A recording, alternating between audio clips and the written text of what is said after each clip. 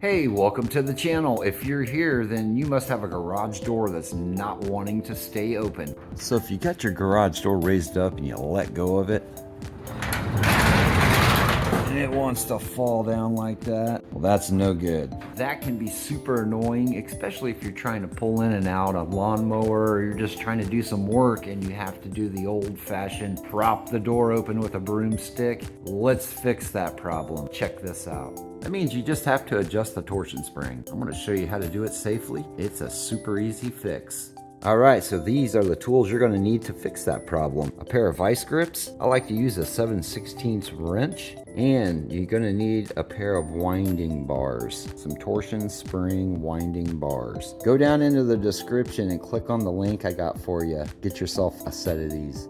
You want to make sure you use winding bars to wind that spring. You don't want to use screwdrivers, or ratchet extensions, or anything like that. I've even seen people try to use the end of pliers, believe it or not. Check this out. Photo courtesy of Mr. Bo out of Austin, Texas, 512 garage doors. Check him out. These are the 3 things that you're going to need. Set of winding rods, pair of vice grips, 7/16 wrench. Let's get after it. As you can see, my garage door has 1 spring. Some of you may have 2 springs out there. If you do, then you're not going to need the vice grips. You'll only need vice grips if you have a single spring like that one. So I like to take my vice grips, come up to the torsion tube right here. You're going to fit these vice grips so that way when you squeeze, you get a nice lock and they stay on there. Check that out. Just like that. What you're going to want to do is take your vice grips and lock them against the wall. I don't have a wall, drywall up here, so I'm going to come over to this over here, this pole. See, I got the vice grips on the torsion tube. Got it leaned against the wall like that. Now let's go ahead and just lock it into place.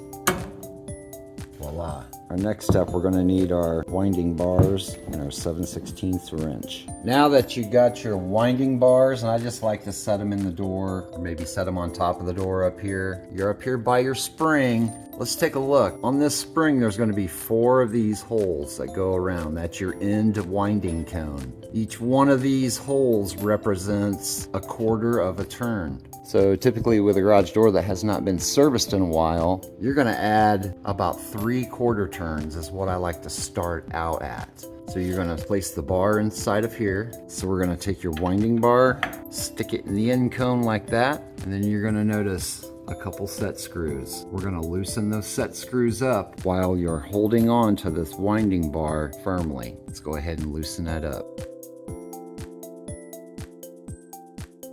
All right, once you got those set screws loosened up, you're going to notice there's going to be a lot of pressure wanting to fall downwards. So like I said, hang on to that bar. On a garage door that hasn't been serviced in a while, I like to put at least 3/4 turns on that spring to start off with. So let's see if that works.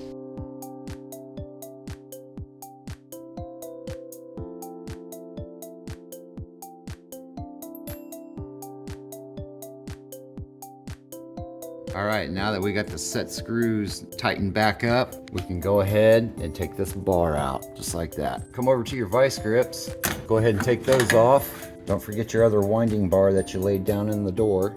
All right, let's try the garage door and see if it stays open for us. Aha!